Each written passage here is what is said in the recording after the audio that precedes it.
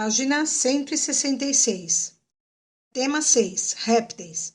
Os répteis são representados por lagartos, lagartixas, tartarugas, jacarés, serpentes, entre outros. As principais características desses animais são: ovo com casca rígida que protege o embrião contra dessecação e choques mecânicos. Esse tipo de ovo contém reservas de água e nutrientes, utilizadas pelo embrião durante seu desenvolvimento, e apresenta estruturas que dificultam a perda de água para o ambiente.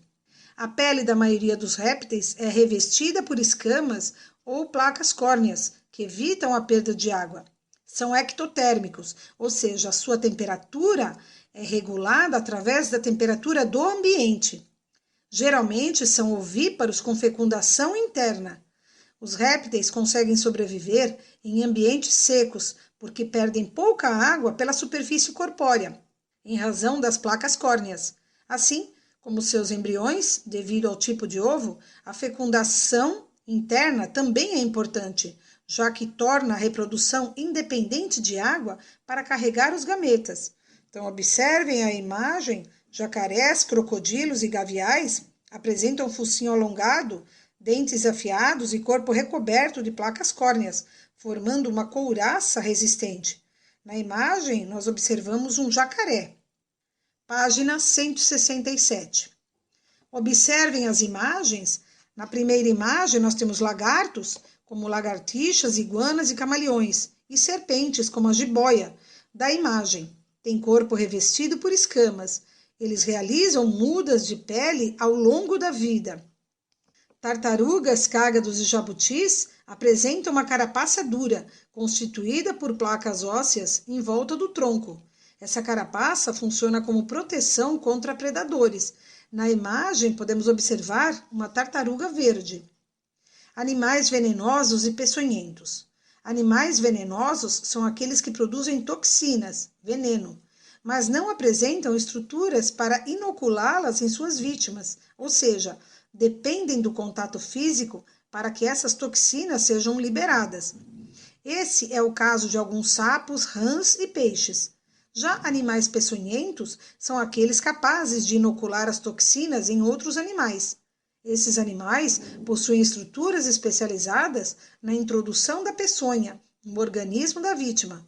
Esse é o caso de algumas serpentes, que têm dentes ligados às glândulas de peçonha. Então, observem a imagem A, animais peçonhentos. Então, nós temos na letra A, serpentes. Possuem um par de dentes modificados que utilizam para inocular peçonha. E na imagem B, acidentes com escorpiões ocorrem com frequência e são potencialmente graves, especialmente para crianças e idosos. Os do gênero Thius, como o escorpião amarelo, são os principais envolvidos nesses acidentes. Prestem atenção na explicação. Os répteis são animais que rastejam e estão representados por cerca de 7.000 espécies. Entre eles, nós podemos destacar os grupos: os lacertílios, que são compostos por lagartos, lagartixas, iguanas, camaleão. São chamados também de escamados. Temos o grupo dos crocodilianos, que tem os crocodilos, jacarés e gavial. Nós temos os ofídeos, que são as serpentes, que são também chamados de escamados. E temos o grupo dos quelônios, que são tartarugas, cágados e jabutis. Esses animais foram os primeiros vertebrados a se adaptar completamente à vida no ambiente terrestre. As tartarugas e os cágados são quelônios aquáticos e os jabutis são terrestres. Os ofídeos são escamados sem pernas, estão representados na natureza pelas serpentes que podem ser peçonhentas, ou seja, que possuem veneno, e não peçonhentas, que não possuem veneno. A jararaca é a serpente que causa maior número de vítimas no Brasil. Cerca de 90% das picadas são ocasionadas pelas jararacas. Os crocodilianos possuem placas duras na pele e hábitos carnívoros. Os répteis possuem uma pele grossa, não há glândulas na pele. As serpentes passam pelo processo de muda ou equidise, ou seja, elas perdem a pele para poder crescerem. Possuem um esqueleto ósseo, a sua musculatura é bem desenvolvida. A maior parte dos répteis são carnívoros.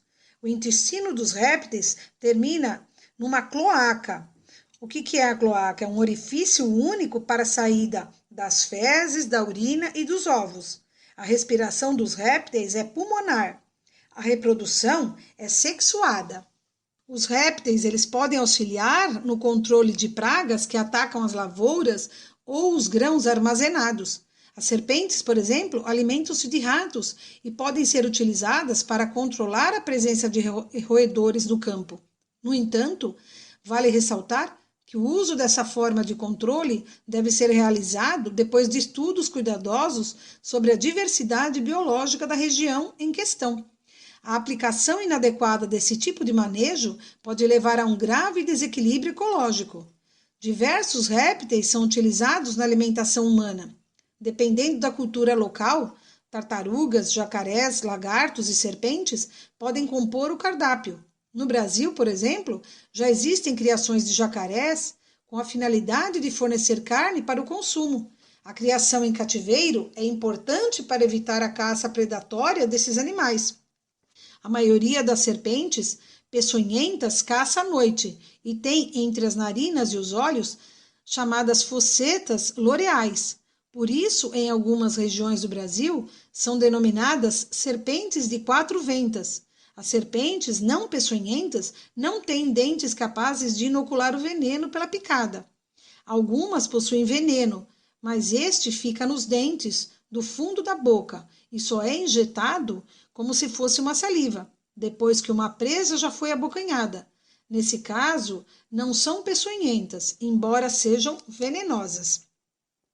Faça o exercício de olho no tema da página 167.